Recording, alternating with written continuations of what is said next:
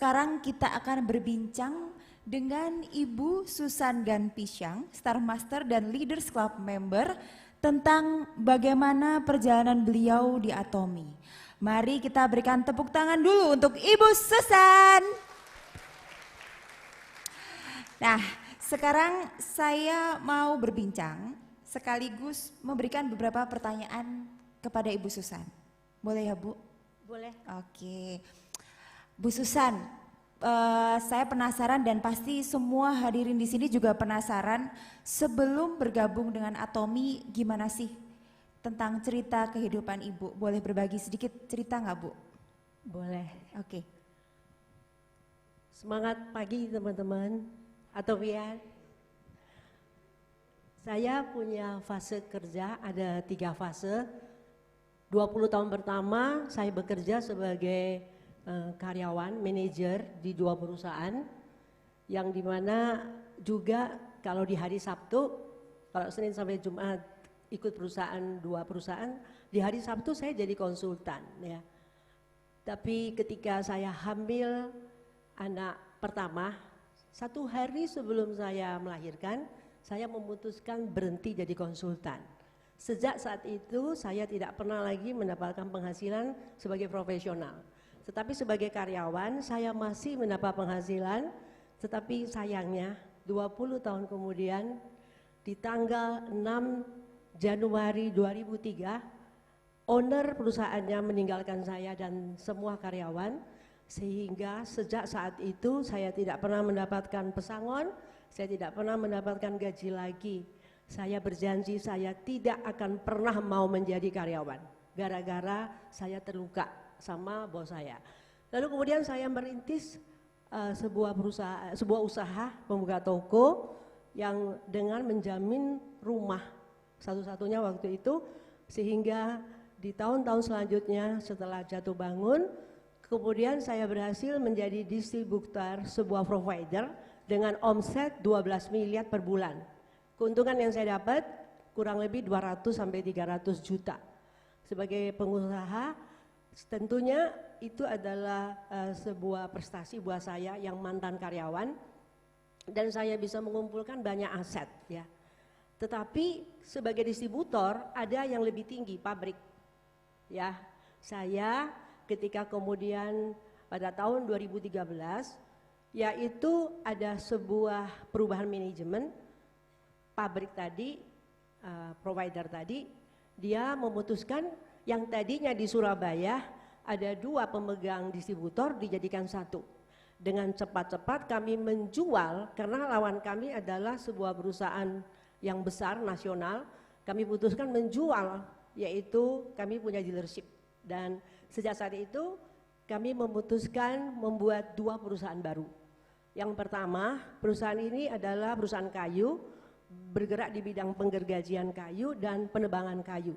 Perusahaan kedua adalah PT Sorong Jaya Berkat yang bergerak di bidang properti, dan saya ada investasi lahan 60 hektar. Dalam hal ketika saya kemudian menjadi sebuah kehidupan keluarga kami dalam titik yang sangat minus, di mana kegagalan di dalam bisnis kayu itu beruntun sampai kemudian aset kami yang lain ada 4 apartemen, 7 mobil, termasuk ketika kami kehilangan kendaraan saya, biasanya kan saya Mercy ya. Kemudian saya juga harus kehilangan sebuah aset, yaitu tanah senilai 6 miliar yang saya sangat sayangi di Royal Resident di Jalan Raya, harus hilang juga. Dan yang lebih fatal lagi, PT saya bangun di Sorong terpaksa lebih dari separuh saya harus jual, dan sisanya tidak bisa saya jual oleh karena berkasus di dalam kepemilikan. Tetapi saya pikir waktu itu sepertinya Tuhan tidak adil. Saya berusaha menjual tapi justru tidak dapat dijual. Itu cerita awal. Di titik minus saya kemudian mempunyai satu pengharapan. Saya berharap ada satu pekerjaan yang bisa mengubah hidup keluarga kami. Kenapa? Karena di tahun 2016 suami saya karena stres keadaannya, gula darahnya tinggi, yang terganggu matanya. Sejak saat itu suami saya menjadi buta.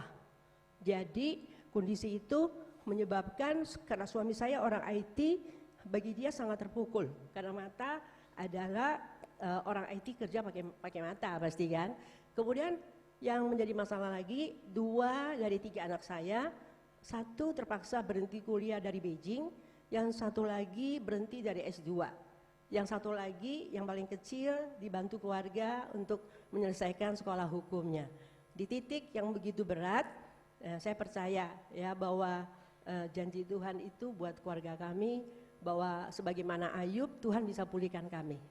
Begitu Ibu. Oke, luar biasa. Ya. Berarti ada Ibu ini mengalami ibaratnya 3 fase pekerjaan ya Bu ya. Ya, betul. Nah Ibu sekarang ini di posisi Star Master Leaders Club member ya kan. Ibu sudah berhasil menjalankan Atomi sampai saat ini. Dan saya pengen tahu nih sebenarnya apa sih alasan Bu Susan pertama kali itu yang akhirnya memilih untuk bergabung bersama Atomi? Terima kasih. Sebetulnya saya awalnya tidak berminat dengan bisnis networking. Sebab saya pengusaha kayu dan saya juga pasti tidak punya pengalaman ya. Waktu itu saya punya teman kuliah yang waktu saya ambil S2 misiologi, beliau ketemu saya setelah kami berpisah sekitar 16 tahun. Waktu itu saya mau beli beras merah untuk suami saya, lalu kemudian dia minta nomor telepon saya. Jadi sejak itu waktu dia punya kerjaan sebagai MLM, dia tawarkan saya untuk ikut di salah satu acara MLM. Waktu saya datang, saya tidak tertarik karena saya tidak suka MLM. Waktu yang kedua, beliau menawarkan saya di mana akan segera buka sebuah mall online dari Korea. Saya ada sedikit tertarik, lalu saya datang. Ibu kenapa nggak suka MLM waktu itu? Karena saya tidak pintar jualan, saya akuntan, saya auditor. Oke. Jadi Biasa jualannya kayu dan perumahan gitu ya Bu ya mungkin kalau, ya. kalau rumah kan gampang. Saya pikir kalau jual kapling kan gampang. Oke. Ya. Jual rumah gampang Bapak Ibu timbang MLM. Catat itu ya. Ya, lanjut Bu. Monggo lanjut. Jadi kemudian waktu itu ketika saya datang, Bapak yang ajak teman yang ajak saya ini, waktu kami ikut acara belum mulai masih ada video. Saya sedang sedih duduk di belakang, saya itu mikirin utang saya. Sebab ada 18 aset saya yang ada di Jawa, di Surabaya, ada di 2 bank. Saya sedang harus menanggung 25 miliar utang ke bank. Wow. Oke, jadi waktu itu saya sedang berpikir gimana ya cara kembalikan utang 25 miliar. Saya harus punya penghasilan 1 miliar minimal, saya pikir begitu. Satu bulan 1 miliar. 1 bulan 1 miliar. Oh, iya, jadi iya, waktu betul, itu saya lagi merenung, kemudian pembawa acara tanya, apakah teman-teman yang ada di sini gabung di Atomi mau dapat penghasilan berapa? Waktu itu yang jawab 25 juta, 50 juta, 100 juta. Waktu saya ditanya, saya duduk paling belakang, saya jawab 1 miliar. Wah, pembawa acaranya kaget gitu, teriak-teriak, saya lebih kaget lagi. Wah, berarti tidak ada berarti penghasilan. Saya pikir saya kan tidak ngerti apa-apa. Karena saya malu, saya berpikir saya mau pulang aja. Waktu itu sempat teman saya ini membawa odol dan sikat. Saya ada beli 2 pasang, dua sikat, 2 odol. Saya makin ya lagi. Saya nggak cocok kerja ini. Sebab saya tidak mau jual odol dan sikat. Saya kan mantan bos. Masa saya jual odol dan sikat gigi? Saya tambah nggak mau lagi kan. Iya betul. Ditambah lagi ketika saya merasa malu, saya bilang pulang aja Pak, pulang. Saya nggak mau. Saya betul-betul nggak mau, saya bilang gitu. Nah, waktu kami pulang karena belum apa-apa, acara belum mulai. Kemudian turun tangga, mau turun tangga tiba-tiba Bapak itu bilang, itu ada seorang leader hebat, lagi duduk sendirian. Waktu itu mereka berbicara dalam bahasa Inggris saya juga kurang bagus ya. Tapi saya tertarik ketika beliau menunjukkan penghasilannya. Ada 300, saya hitung-hitung 300 juta lebih. Lalu saya bertanya, Mister, apakah saya bisa seperti Anda? Saya tanya. Karena saya nggak ngerti ini bisnis apa, saya nggak tahu. Tapi dia bilang, Anda pasti bisa. Saya kaget, seperti ada sesuatu kekuatan ya yang membuat saya, kok Mister tahu saya bisa? Saya bilang begitu. Kan saya ini nggak ngerti apa-apa, saya bilang. Iya, dia bilang kamu pasti bisa, bahkan kamu bisa lebih dari saya. Saya tambah kaget lagi. Lalu saya bilang, apa sebab Mister bilang saya bisa? Dia bilang, ingat Indonesia penduduknya hampir 10 kali Malaysia. Jika saya, dia bilang, adalah bisa, kamu pasti lebih bisa. Seperti saya mendapatkan satu pencerahan. Ada orang yang begitu mempercayai saya bahwa saya pasti berhasil di bisnis ini. Lalu saya minta nomor teleponnya.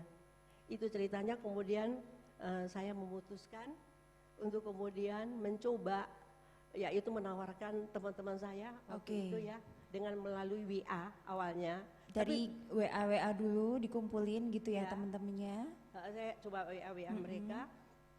Akhirnya kok gampang ya, tapi kemudian saya masih kembali ke bisnis saya Mindset awal, iya. di kayu, saya masih urus.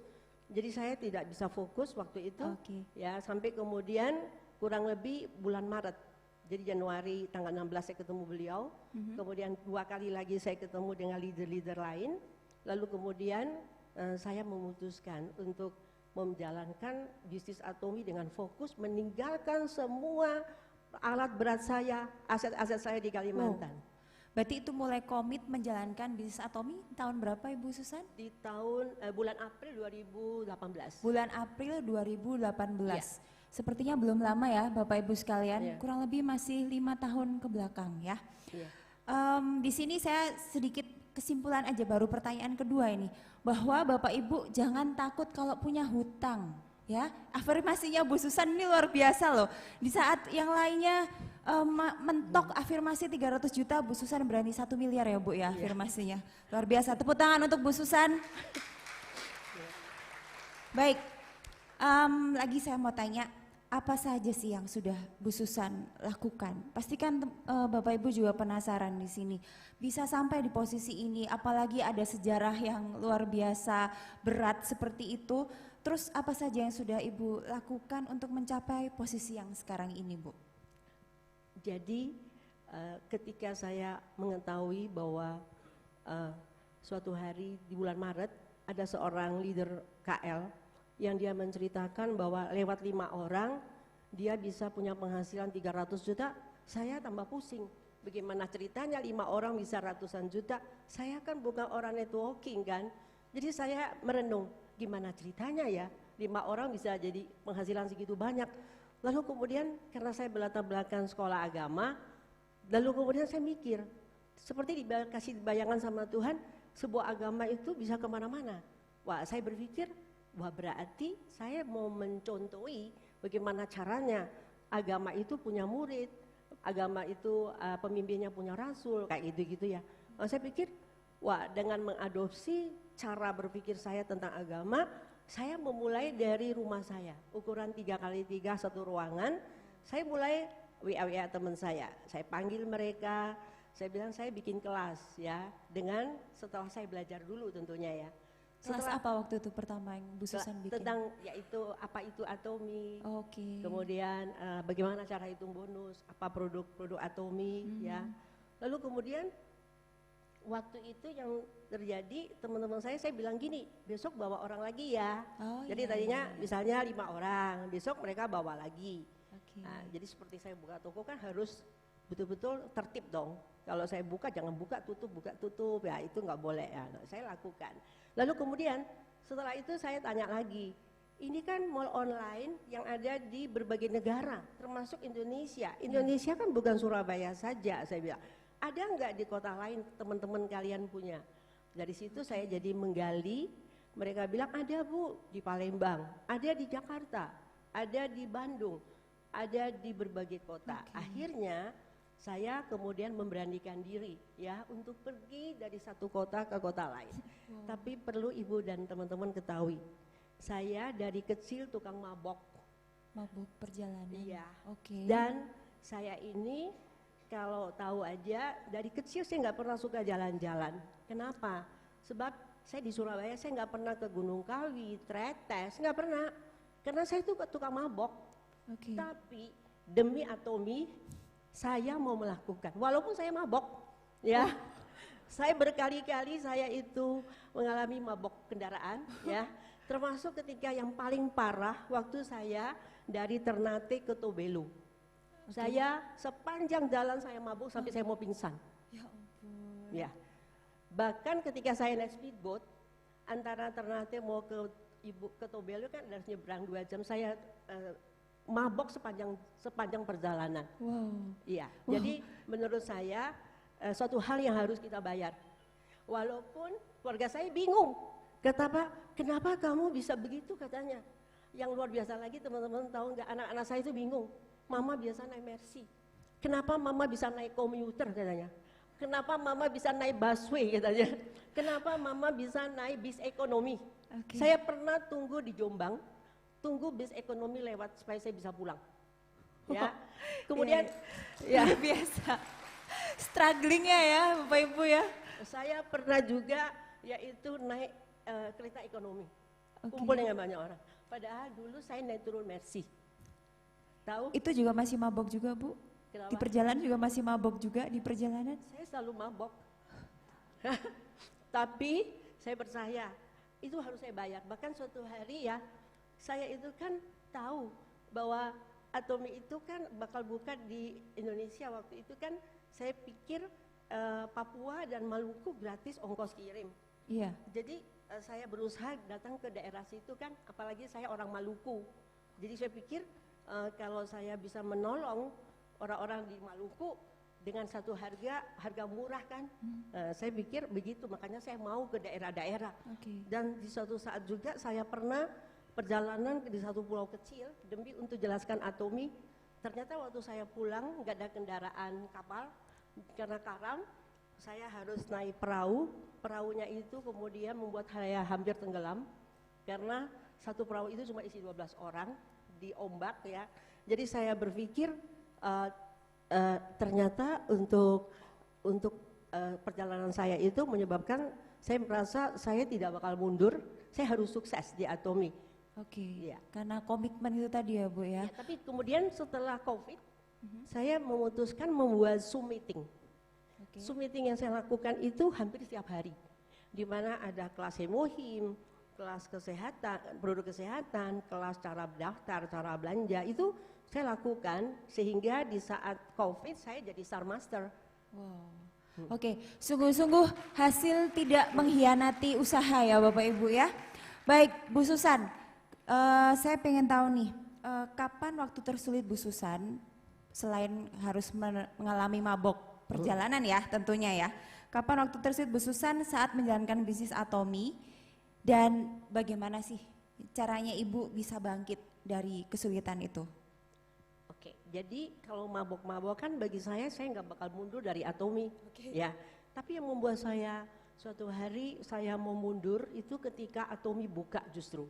Waktu itu ekspektasi saya, income saya harus minimal 100 juta. Dengan saya capek-capek keliling, saya berharap seperti itu. Tetapi ternyata tidak seperti itu. Waktu itu berapa Ibu? Kurang lebih 30 juta. 30 juta. Ya. Sehingga saya merasa down.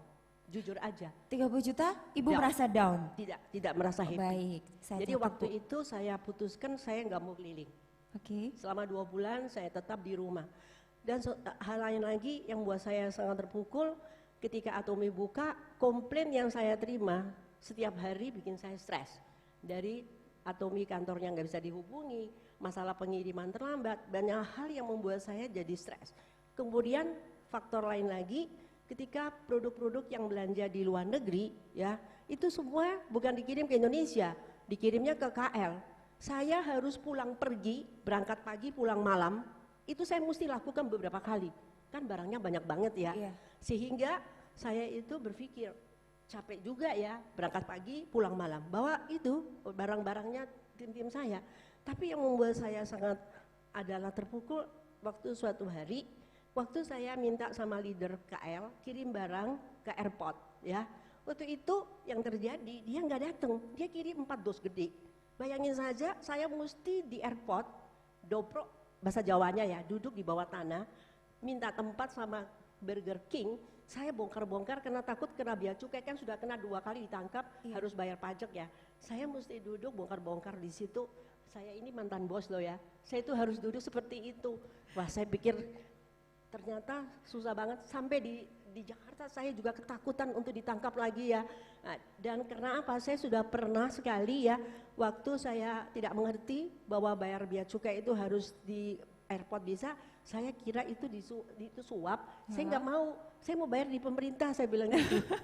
Ternyata dia bilang saya nggak ngerti kan. Akhirnya saya disuruh datang lagi, 2 hari lagi saya datang ngambil koper-koper saya. Itu ternyata jauh banget di Jakarta Pucuk ya. Yang jadi masalah, waktu saya balik saya nggak ada kendaraan, berjam-jam saya tunggu di satpam, melas tau nggak. Jadi saya merasa ternyata kerja itu butuh perjuangan ya. Ya, tapi yang membuat saya lebih terpukul lagi adalah suami dan mertua saya tidak menyetujui saya kerja atomi. Oh, finally tidak menyetujui. Tidak menyetujui. Jadi ketika saya coba menjelaskan kepada keluarga saya, suami saya bilang kecap itu nomor 1 katanya. Dia malah marahin saya. Mertua saya juga tidak menyetujui saya kerja atomi. Jadi saya kemudian merasa mungkin ini selama 2 bulan ya, saya merasa mempertimbangkan. Saya bawa dalam doa, saya bertanya sama Tuhan apakah saya mundur apa terus ya. Lalu kemudian Tuhan kasih mujizat. Di 1 Januari 2019 ada mujizat di mana ada telepon dari Palembang ya, yang ternyata ngasih tahu selamat tahun baru. Lalu saya tanya, tim kamu ada yang diabetes, gimana hasilnya? Dia bilang bagus katanya. Suami saya mendengar, suami saya kan diabetesnya tinggi, 500-an. Lalu kemudian dia bilang apa itu katanya, hemohim. Saya bilang suami saya mau minum. Wah, saya pikir ini tanda dari Tuhan. Akhirnya menerima. Wah, suami saya yang selama ini benci sama saya kerja atomi, apalagi saya suka pergi-pergi ya kan. Sementara saya hanya bisa meng-hire 2 orang menjaga suami saya ya kan. Tapi kemudian tiba-tiba dia mau minum. Wah, bagi saya ini satu harapan. Berarti Tuhan mengizinkan saya untuk boleh menjalankan kerja atomi lagi lagi kan. Ya, kemudian dan yang luar biasa lagi, saya ingin memberi contoh kepada anak-anak saya. Ya, kenapa? Waktu kami dalam keadaan susah, suami saya itu telepon ke anak-anak saya bahwa kamu tidak punya masa depan, sebab orang tua kamu sudah bangkrut. Nah, anak saya jadi nangis, kemudian dia jadi malas telepon bapaknya ya, karena kan selalu telepon, selalu ngomongnya begitu. Kemudian juga anak saya yang satu lagi, dia takut bayar utang karena dikasih tahu sama bapaknya, utang nanti kalian yang bayar. Anaknya kan jadi takut. Jadi salah satu anak saya memutuskan pindah kartu keluarga ke orang lain. Karena dia tidak mau lagi ada di keluarga kami. Seperti itu kondisi ketika anak saya mengalami seperti itu ya. Okay. Dan satu lagi, saya tuh pernah berjanji bahwa saya akan punya 1000 orang yang saya ingin mereka sukses seperti saya. Jadi saya pikir saya harus kembali. Dan itulah saat Tuhan ingatkan saya, tugas kamu belum selesai, kamu harus menyelesaikan dengan baik. Luar biasa. Wih, saya yang duduk di sini sampai speechless. Di sini sebenarnya ada pertanyaan-pertanyaan, cuman saya jadi ngeblank. Bener-bener ya, atomi ini buat tadi untuk orang yang no hope, gak ada harapan, akhirnya punya secercah harapan. Amin. Betul begitu ya Bu Susan ya? Oke, baik Bu Susan. Tadi kan sudah dijelasin kesulitan dari faktor eksternal maupun internal dari keluarga ibu atau suaminya ibu. Nah, setelah itu akhirnya ibu berhasil untuk bangkit dari kesulitan itu, ya kan?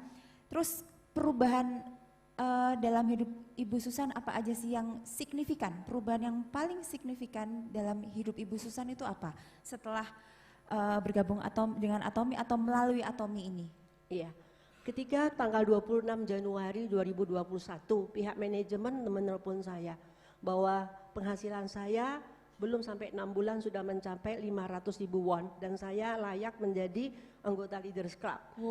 Dan waktu itu saya mendapatkan penghiburan dari Tuhan dan saya tanya berapa orang yang jadi, dia bilang masih baru ibu, dia bilang ya, yang lain masih berjuang. Wah, luar biasa Ibu Susan ini. Kemudian saya bisa dapat income dari Atomi, kemurahan Tuhan, saya mampu membayar pengacara, saya mengurus kembali tanah-tanah saya di Sorong. Pada akhirnya hari ini dengan income yang saya dapat, saya berhasil mengembalikan 60 hektar tanah saya. Wow, akhirnya kembali Bu aset-asetnya Ibu melalui Atomi ini. Income yang saya dapat di Atomi. Melalui income dari Atomi ini, Ibu berhasil mengembalikan aset-asetnya ibu Ya, yang betul. sempat hilang itu. Betul. Wah, Oke. luar biasa. Kemudian satu lagi di mana saya menceritakan bagaimana suami saya bisa melihat. Oh ya? Ya, jadi ketika dia minum Hemohim dari Januari sampai April 2019, ketika sebelumnya dokter yang ada di Adi Husada itu bilang suami saya nggak bisa dioperasi. Tetapi setelah beliau minum Hemohim, ternyata dia bisa dioperasi pada waktu bulan April, jadi dia bisa melihat kembali. Oke, tidak bisa dioperasi karena diabetesnya terlalu tinggi. Terlalu tinggi Oke. sehingga nggak bisa dioperasi. Berarti mohon maaf, suaminya Bu Susan baru minum Hemohim atau konsumsi Hemohim dari Januari tanggal sampai 1 sampai bulan Maret. Maret. Bulan April waktu ke klinik itu sudah bisa dibolehkan operasi. Berarti Berhasil. cuma 3 bulan. Iya. 3 bulan sudah bisa turun diabetesnya, luar Betul. biasa Padahal sekali. cuma minum 1 hari 1 saset. 1 hari 1 Hanya saset. 1 saset karena dia Oke. gatal kalau minum 2 waktu itu. Oh masih ini ya, Iya. masih penyesuaian ya waktu Iya, itu ya. iya. Tapi berhasil ya Bu ya. Berhasil. Kemudian anak saya waktu COVID Delta itu kukunya sudah biru semua Oke. karena pacar dia bilang mama kamu gak sayang kamu, gak bawa kamu ke rumah sakit, tapi membiarkan kamu di rumah. Saya percaya produk Atomy. Saya tidak kasih obat, saya kasih dia Hemohim. Waktu krisis saya tiap jam kasih dia, tiap 2 jam saya kasih 2 saset. Anak saya lewati krisis tanpa obat, tanpa rumah sakit, sembuh total. Wow. Itulah sebabnya saya merasa Atomy luar biasa. Iya. Anak-anak saya yang lain waktu dulu suka mimisan, anak saya suka asma, dengan produk Atomy tidak pernah kambuh lagi. Itu Oke. sukses bagi saya Oke. karena kesehatan lebih penting. Oke, Bu, itu pacarnya masih jadi pacarnya anaknya Ibu? Masih. Masih ya.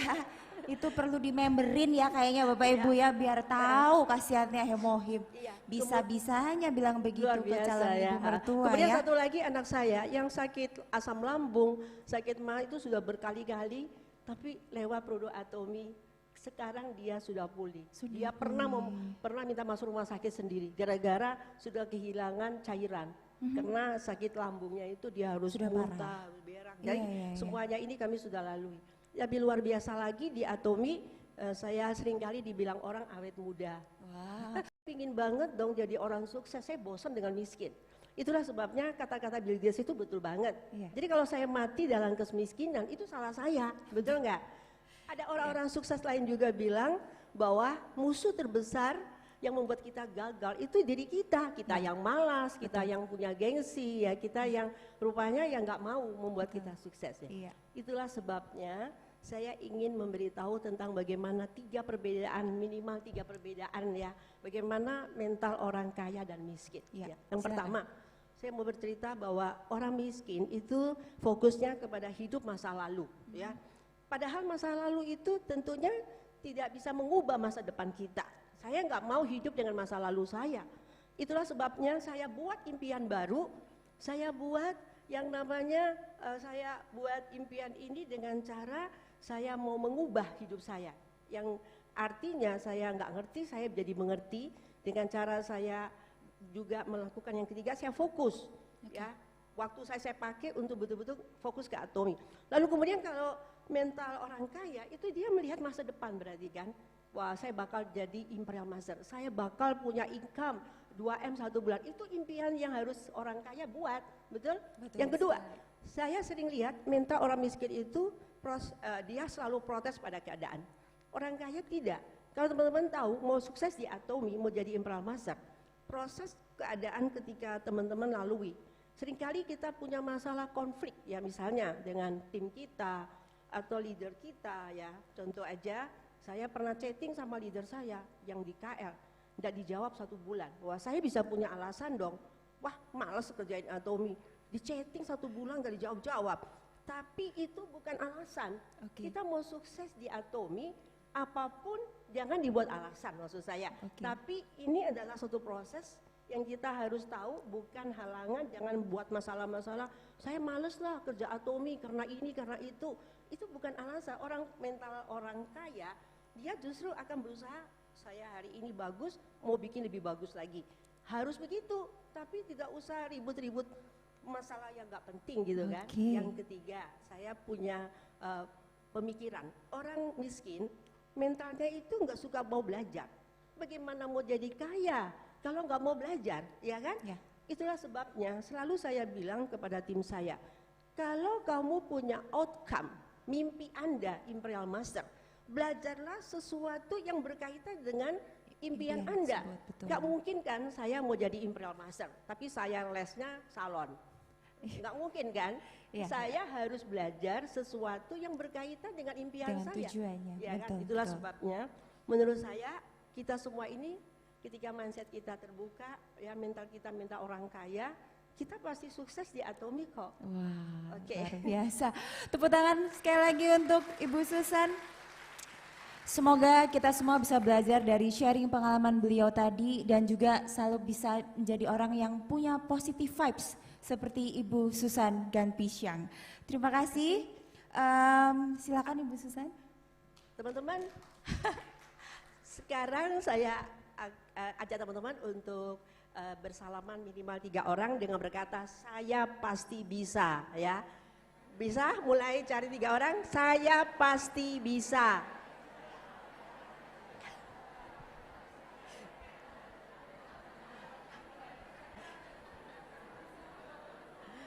Oke, jadi teman-teman, Bapak Ibu, ya. Oke, jika Mr. Jack bilang, leader saya bilang, saya pasti bisa. Jadi saya buktikan sama beliau bahwa saya pasti bisa berhasil di Atomi. Atomi Indonesia, saya pasti bisa. Wow, Terima kasih. Terima kasih Ibu Susan Ganpisyang.